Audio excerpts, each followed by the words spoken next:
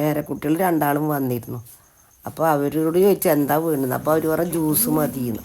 അപ്പോഴാലോചിച്ചത് ആപ്പിളും റോബസ്റ്റൊക്കെ ഇരിക്കണ്ടേ, എന്നാൽ ഒരു ഷെയ്ക്ക് അടിക്കാൻ വിചാരിച്ചു. എന്നിട്ട് ആപ്പിളിൻ്റെ തോലൊക്കെ ചെത്തിക്കളഞ്ഞ് പിന്നെ അത് കഷ്ണങ്ങളായിട്ട് മിക്സിയിലിട്ട് പിന്നെ റോബസ്റ്റ് ഇട്ടു.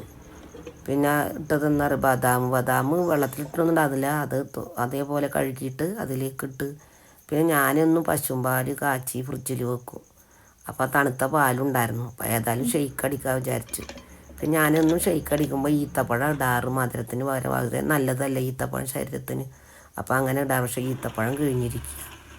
അപ്പോൾ പഞ്ചസാരനെ ഇട്ടു. എന്നിട്ട് നല്ലതുപോലെ ജ്യൂസ് അടിച്ചിട്ട് ഗ്ലാസ്സിലേക്ക് ഒഴിച്ച് അതിൻ്റെ മുകളിൽ എന്താ ഇടണമെന്ന് അറിയോ? പിന്നെ കാഷ്നട്ടും ബദാം കൂടി നല്ല ക്രഷ് ചെയ്ത് പൊടിച്ചതില്ല, അത് അതിൻ്റെ മുകളിൽ ഇട്ടിട്ട് എന്നുണ്ടെങ്കിൽ നല്ല ഭംഗിയാണ് കാണാനും ഭംഗിയുണ്ട്. പിന്നെ കഴിക്കാനും അങ്ങനെ ക്രഷ് ചെയ്തത് നല്ല ടേസ്റ്റാണ് കഴിക്കാൻ. അങ്ങനെ അത് അതിൻ്റെ മുകളിലൊക്കെ ഇട്ടിട്ട് ജ്യൂസ് അടിച്ച്. മക്കളെ നോക്കുമ്പോൾ കാണാമല്ല, കുട്ടികളെ എവിടെയെന്ന് അറിയില്ല. കുട്ടികൾ മുകളിൽ നിന്ന് സൗണ്ട് കേൾക്കാണ്ട് ഞാനൊന്ന് വിളിച്ചു നോക്കിയാലേ അറിയുള്ളൂ കുട്ടികളെ എവിടെയാണെന്ന്. ഷിനു, ഷാനു, ഇങ്ങോട്ട് വായ, ഞാൻ ഷെയ്ക്ക് ഉണ്ടാക്കിയിട്ടുണ്ട്, വന്ന് നോക്കിയേക്ക്.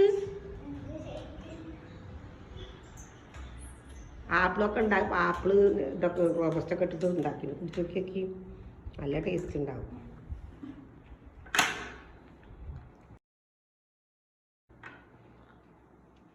എങ്ങനെയുണ്ട്? സൂപ്പറാ.